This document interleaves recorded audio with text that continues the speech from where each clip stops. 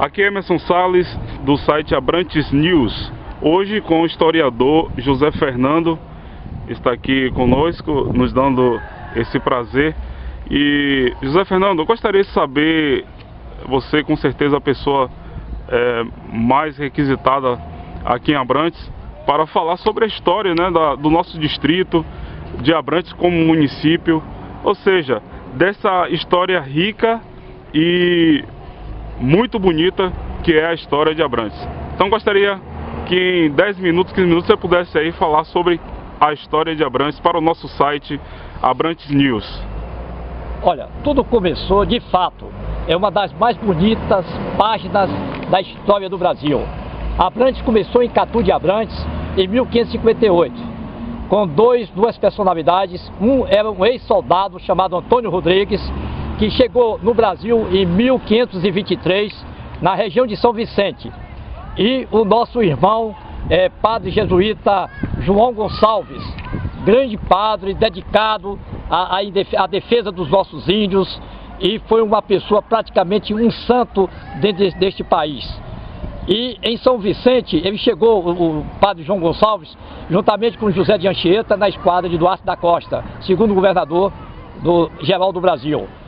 E em 1556, o Mendiçá, o terceiro governador geral do nosso país, convidou Antônio Rodrigues, mais João Gonçalves, para fundar as aldeias aqui na Bahia.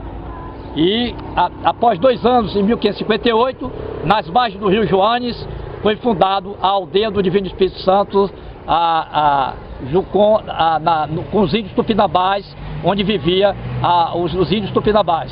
Daí foi em Catu de Abrantes, hoje chamado Catu de Abrantes, onde tudo começou em Abrantes. Abrantes, em 1559, era uma região já bem civilizada. Nós tínhamos um ensino já, os jesuítas se dedicavam ao ensino aos índios e os mestiços. Houve uma epidemia em 1559, e daí buscavam uma região mais alta, onde fundaram esta igreja aqui, da Igreja do Divino Espírito Santo de Abrantes, em 1561. Daí, nessa mesma época, antes, em 58, em dezembro, dia 25 de dezembro, o nosso João Gonçalves faleceu lá em Catu de Abrantes, que era as margens do Rio Joanes, onde ele tinha fundado a primeira aldeia inicial lá em Catu de Abrantes. Aqui, na Vila de Abrantes, tudo começou em 1561 aproximadamente. E quem veio para aqui foi o irmão, o ex-soldado e jesuíta, irmão jesuíta Antônio Rodrigues, que veio chefiar o grupo dos jesuítas e juntamente catequizando os nossos índios, que aqui na frente da igreja, nessa praça, onde se reunia aqui nessa praça. Hoje nós temos um jardim moderno, que era para, na época, se fazer um jardim com as características tupinambás, se fizesse um jardim que respeitasse seus traços iniciais, que era o campo dos tupinambás. E daí houve esse desenvolvimento, que a chegada dos grandes jesuítas no nosso país, com Padre Manuel da Nóbrega, José da Anchieta. Aqui do lado da nossa igreja, nós tínhamos a Casa dos Jesuítas, uma escola, e que funcionava em 1600 e aproximadamente 1623. Chegando aqui, passou a residir o nosso padre jesuíta, que foi um dos grandes estadistas respeitado no mundo na época, no século XVII, Antônio Vieira. Quando adolescente, ele foi noviço aqui em Vila de Abrantes. Uma personalidade que defendia o Brasil e Portugal, um dos grandes personagens da história do mundial, o padre jesuíta Antônio Vieira. E daí foi chegando as grandes personalidades. Aqui teve a participação dos movimentos principais. Em 1595, às margens de Catu de Abrantes, no Rio Joanes, onde foram os franceses foram aprisionados pelos nossos índios e mestiços e entregues ao governador, porque eles estavam saqueando a nossa região, a nossa Bahia. E a outra participação do movimento de 1624, com a invasão dos holandeses, na qual a Bahia estava dominada, o Brasil estava dominado pelos holandeses, e que aqui, através de Dom Marcos Teixeira, juntamente com todos os mestiços dessa terra, migrantes e nativos, foi que daqui, através das guerrilhas, ajudaram a defender e a expulsar os holandeses do nosso país, da nossa Bahia. O Abrantes sempre teve a participação fundamental na história do Brasil. Aqui foi o berço da nossa civilização. Aqui, os principais fatos dessa Bahia. Portanto, costumamos a dizer que aqui a Vila de Abrantes foi sempre um pedaço da raiz do Brasil. E hoje, aqui o povo chega nessa terra, que é uma das regiões que mais cresce na Bahia, é a região que chamamos hoje de Orla de Camaçari, que foi a cidade de Abrantes, uma das grandes cidades desse país, respeitada no Brasil, e que hoje, pelo poder público, estamos realmente abandonados. Agora, as pessoas estão chegando e fazendo seus empreendimentos, seus condomínios, suas casas, seus comércios e uma infinidade de atividades que está trazendo desenvolvimento. A população, migrantes e nativos unidos, trazendo a prosperidade dessa cidade. Bem, Zé Fernando, eu gostaria também que você falasse um pouco sobre a questão que Abrantes foi município e qual foi a data exata, o ano que Abrantes deixou de ser município, para onde foi transferida essa sede, e as datas que foram transferidas para outros distritos e quando foi de fato que Camaçari passou a ser município, né? De acordo aí as datas corretas, porque fala-se muito que Camaçari hoje tem 255 anos e nós sabemos que isso não é real, né? Não é verdade. E eu gostaria que você falasse aí até quando Abrantes foi município e quando foi tirada essa data, né? Do poder de sede aqui de Abrantes e passado para Parafuso, se eu não me engano, Montenegro e depois Camaçari. Acontece, meu amigo, que aqui a vila, a aldeia do Divino Espírito Santo permaneceu até 1758. Através do decreto do rei de Portugal e sobre o primeiro-ministro, o Marquês de Pombal, a aldeia do Divino Espírito Santo, como todas as aldeias do Brasil, passava a ser vila. E aqui foi a primeira vila do Brasil, vila indígena.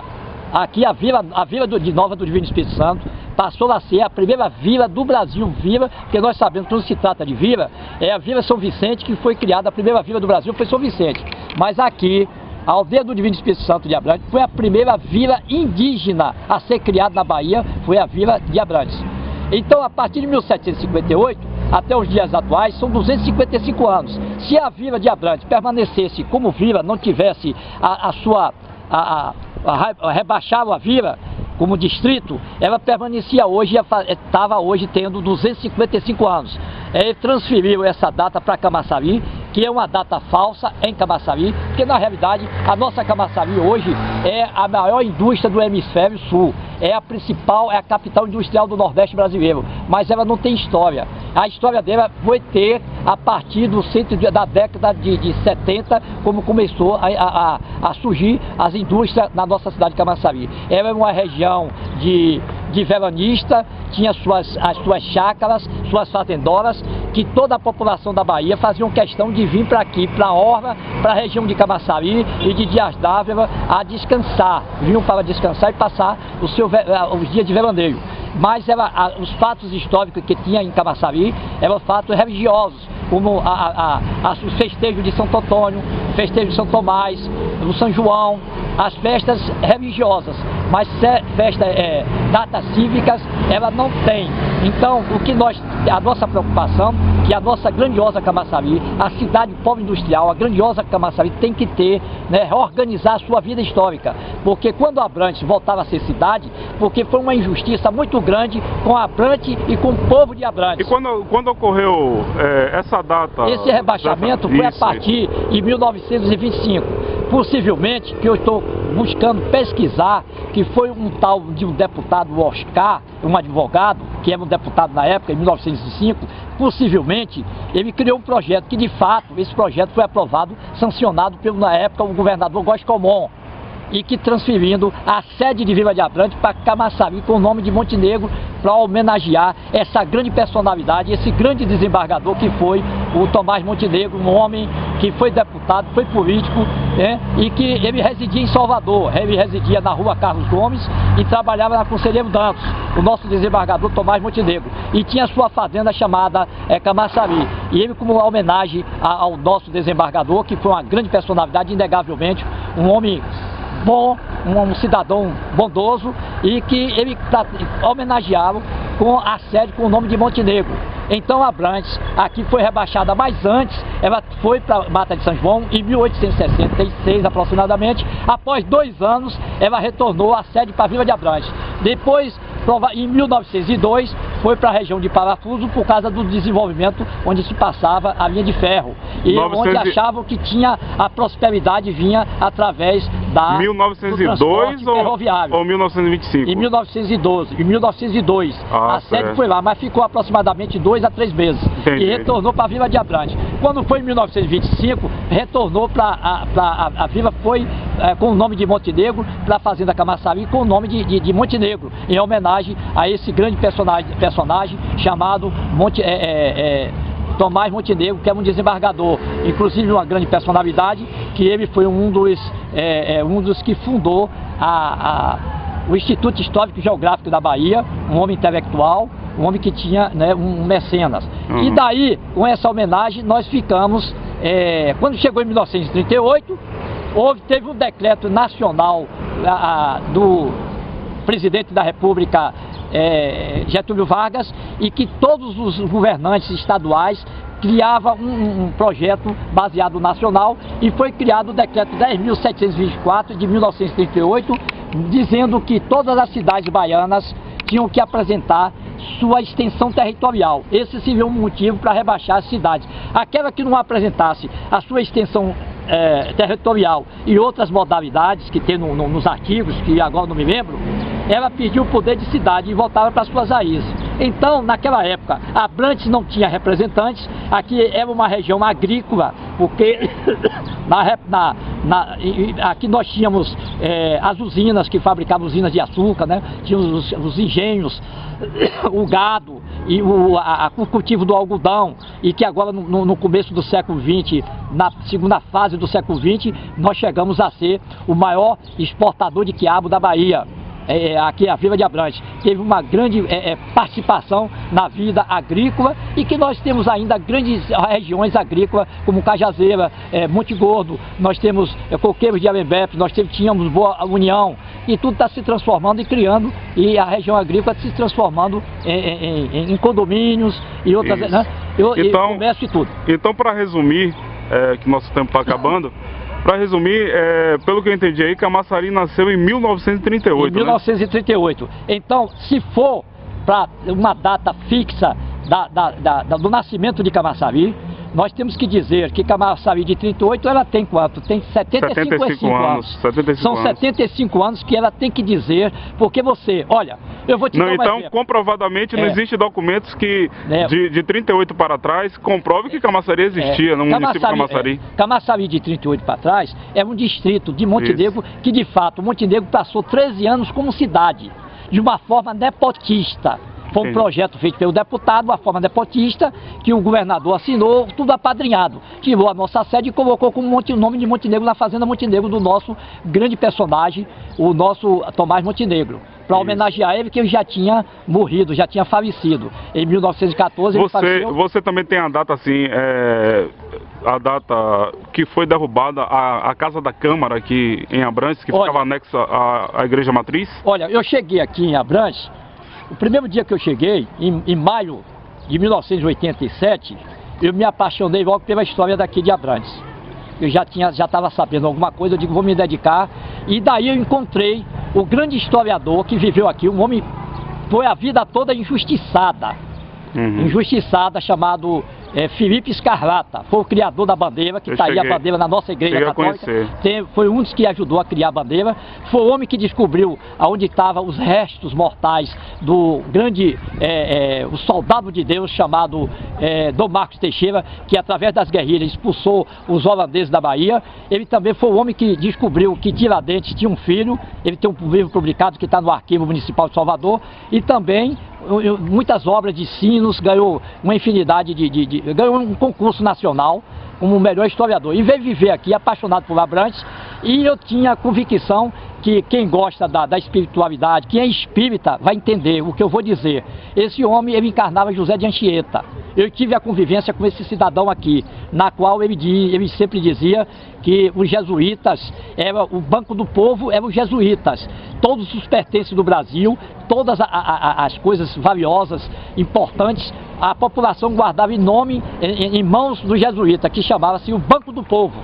E quando o Marquês de Pombal veio expulsar o jesuíta, alguns jesuítas de algumas regiões do Brasil, eles esconderam, guardavam em algum canto, na qual na época o poder não podia saber. E ele visualizava o Banco de Abrantes. Aí ele, conversando sempre comigo, ele me disse: olha, eu presenciei e defendi a casa dos jesuítas, onde viveu as grandes personalidades desse país, religiosas, ao lado aqui da igreja, onde tinha a Casa da Câmara. Depois... Ela foi derrubada em que ano? Ele foi derrubado em 1900, provavelmente, que ele me disse, que ele presenciou. Inclusive, ele tomou uma surra, porque naquela época, nós podemos dizer que podemos perdoar, porque na época as pessoas eram agricultores, que não tinham conhecimento da história, foi que ajudavam também, alguns, não digo os agricultores, mas pessoas ajudavam a derrubar a igreja, juntamente para poder funcionar, ajudar a casa, para poder funcionar em Camaçari. No mesmo ano, a primeira Câmara de Vereadores em Camaçari que passou a funcionar, porque funcionava a Câmara de Vereadores aqui. Então me parece que isso foi em 1948. Tipo um golpe, né? Para não voltar a sede, mas exatamente, porque aqui a Câmara funcionava aqui e a Intendência funcionava em Camaçari. E quando foi em 1948, o primeiro prefeito de lá, chamado Antônio Araújo, João Araújo, ele juntamente com o agrupamento todo, entendeu? Os membros daqui, representantes, ajudavam a derrubar essa Câmara e que para poder funcionar lá em Camaçari, a primeira Câmara lá, passou a funcionar em Camaçari em 1948. Foi justamente quando derrubaram essa e que o próprio o Felipe Escarlata, que presenciou, esse historiador presenciou e passou para mim. Isso, José Fernando, inclusive, eu defendi e eu tomei uma surra, ele dizendo que tomou uma surra naquela época.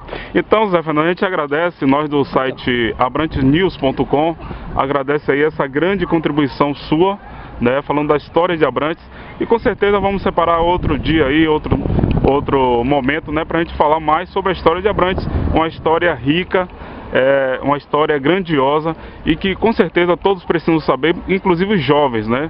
Os estudantes deste distrito, infelizmente ainda não conhecem a história de Abrantes, e um dos objetivos do nosso site, Abrantes News, é revelar, trazer essa história aí através de vídeo, através de livros, né?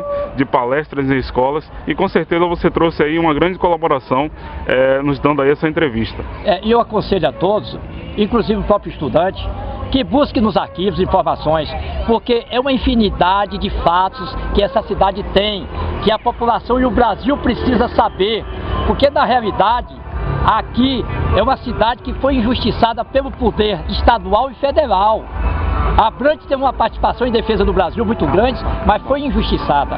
Valeu. Então eu quero que o jovem se dedique à vida histórica dessa cidade, que vai descobrir muita coisa bacana. É fantástica a história de Abrantes. Valeu, um abraço. Um grande abraço. Tá bom.